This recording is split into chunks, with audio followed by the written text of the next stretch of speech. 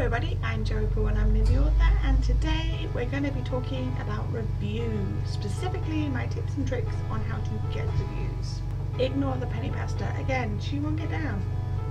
I did a vlog way back about reviews. I thought I would break down my 5 tips and tricks for getting reviews from readers. So here we go. Number 1, get the word out. Obviously, no one's going to be able to read your book or review it if they don't know that it exists. This can be as simple as putting the word on your social media and letting people know that you're looking for reviews. Sometimes you can find readers who are already following you and also reach new people. One word of advice, don't be too pushy about it. One thing that will turn people off is always posting the same thing over and over again.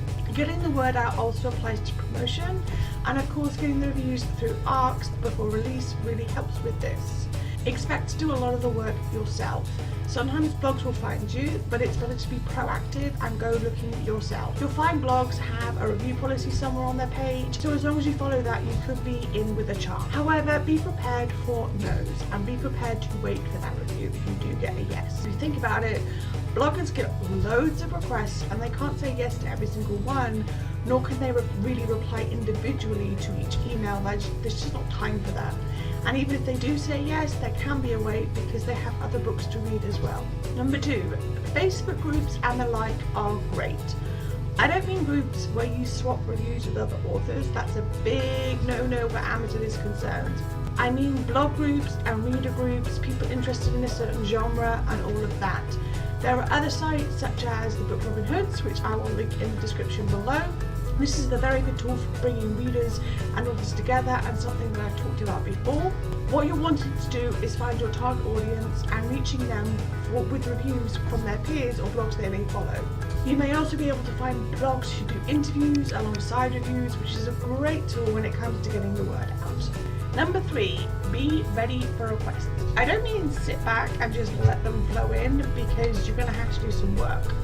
But as I've said before, requests won't happen in a vacuum. You will have to do some of the legwork. And some of it is hard and demoralizing, other parts aren't. Be ready to send a lot of emails, but also send out a lot of ebooks and paperbacks. There's something to remember, bloggers and reviewers will want a copy and they generally won't buy it themselves. I keep a set amount of paperbacks for a number of reasons, and reviewers is one of them.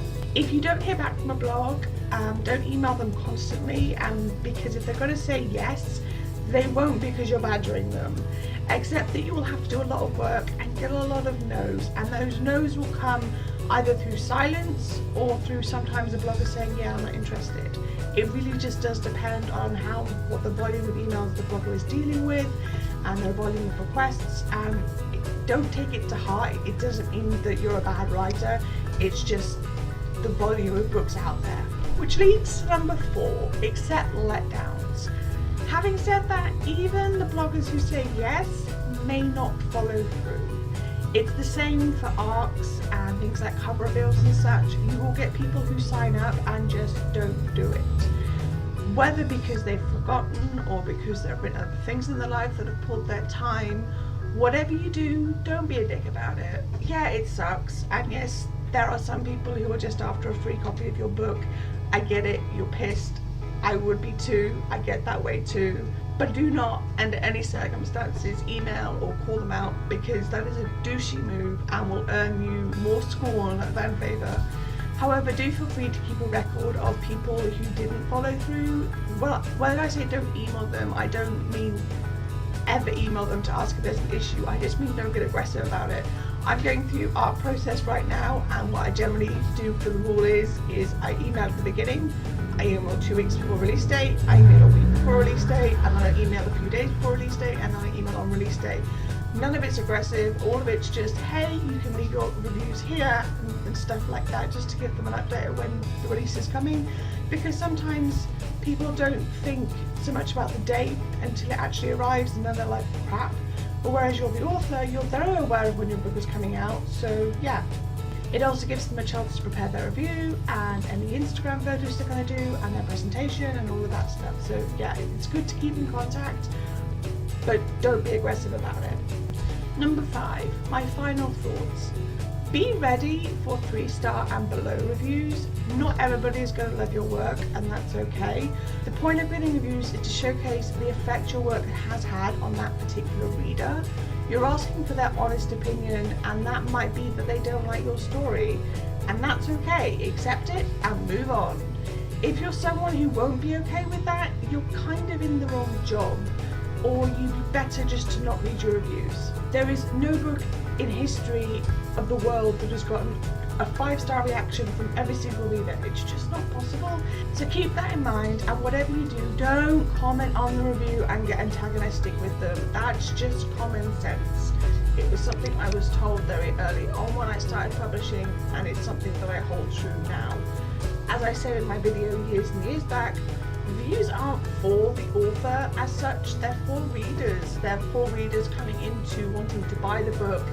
And if somebody has said, hey, I didn't like this because of XYZ, maybe it's not their genre, maybe it's not, the story didn't go the direction they wanted it to.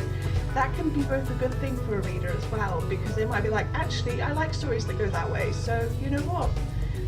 But yeah, basically getting reviews is hard work, it's demoralizing, there's a lot of guessing and knowing and emailing back and forth that goes into it, but it's worth it, and it's part of the job. If you don't feel like you can keep a distance, then don't read your reviews. I know authors who do that and are okay with that, and that's okay.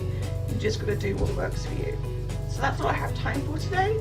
If you want to get in touch with me, you can comment or subscribe. I post new videos every Thursday, usually along writing advice, author stuff, being an adult author, and all of that jazz.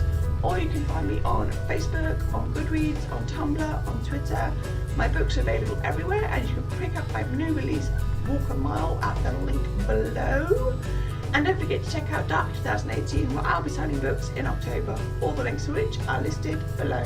Thanks for watching. Bye.